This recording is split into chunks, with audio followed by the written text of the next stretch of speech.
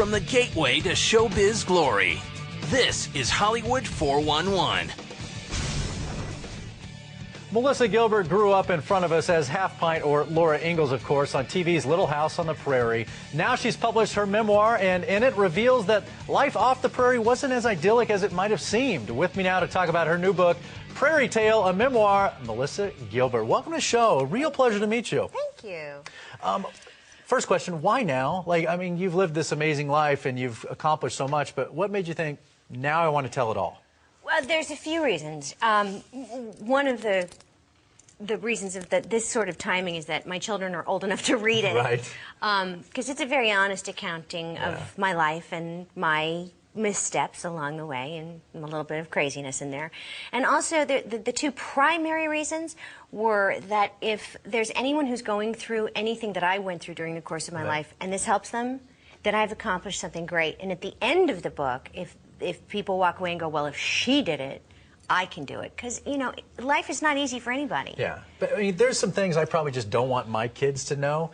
Was there ever that fear that I don't want to hurt anybody, I don't want to open my kids to this? Oh, absolutely. I mean, there are things in there that I really thought about seriously before I wrote them, and handling them a certain way. And the one thing I made sure to do, because it wasn't just my kids I didn't want to hurt, it's the other people in my life, the people that have been a part of my life, was that the book is all about what I did, decisions that I made, things that I chose, and it really is not about everybody else around me. And a lot of the stuff my kids know, you know, and they don't know about the relationship stuff, but it's not that salacious. You had a very open relationship with Rob Lowe, a very famous relationship, and I heard he's one of those people you didn't want to hurt, and that you actually reached out to him and said, hey, this is what's in the book. As we take a look at some of these pictures from you, wow, how old were you guys back then? We were 17. You know, you look kind of alike at that age. Yeah, well, thanks. I don't look like him now, though. He's really handsome. But you reached out to him and said, hey, this is coming out. I did. I wanted to, I actually sent him the excerpts that I wrote about him before I even sent them to the publisher. Because we're not friends. We see each other and socially we'll cross paths every once in a while, but I didn't want to cause him any undue discomfort or unnecessary pain. And, you know, he's been through a lot, and he's come out the other end, and he's got kids of his own. And he basically, he had me do a couple little tweaks of things, but he said, that's cool. God bless, good luck, and I haven't heard from him since. In reading the book, I think one of the surprising things people will find is how you perceived yourself.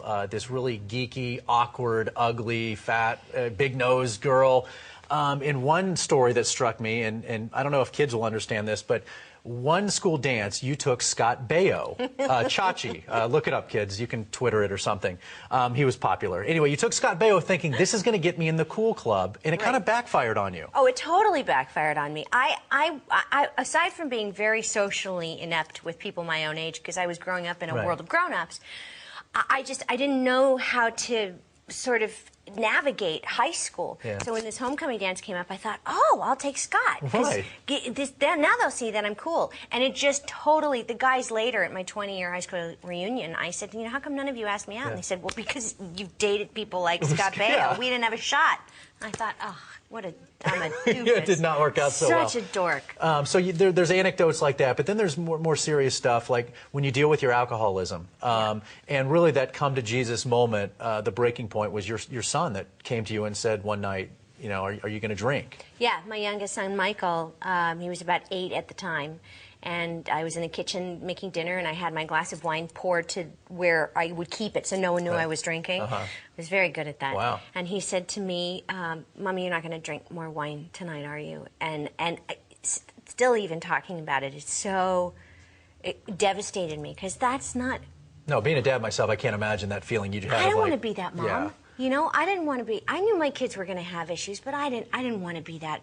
I didn't want them to have to grow up being, you know, adult children of an alcoholic, and I didn't want to be that person anymore. And so I sort of went crawling into AA on my hands and knees, begging people to sort of give me a modicum of privacy with it. Good luck. Yeah. Well, apparently, as was said to me at an AA meeting, was how do you do anonymous? It's Alcoholics Not So Anonymous for Melissa Gilbert. Well, for a lot of people, and you know what? It reached a point where the choice was, you know, stay private or stay sober.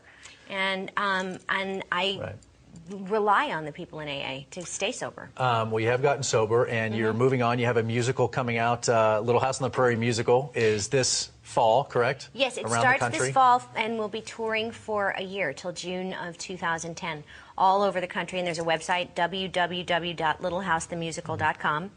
And I'm playing Ma now, because I mean, really, how sad would it be if I had the pigtails and the dress? Just not half pint anymore, are you? No. But I do have great news, or actually, you know this news already, but your book is top 5 bestsellers, New York Times book list, right? Coming Yes. out this week. This Sunday. The only woman in the top 5. No, the only woman in the top 10. How about that? Followed closely behind by Bill O'Reilly and Joe Scarborough. Congratulations. That is an outstanding achievement. It really is. That's It great. is. That's very exciting news. And be sure to pick up a copy. You can move her up to number 1 on that list. Prairie Tale, it's available now.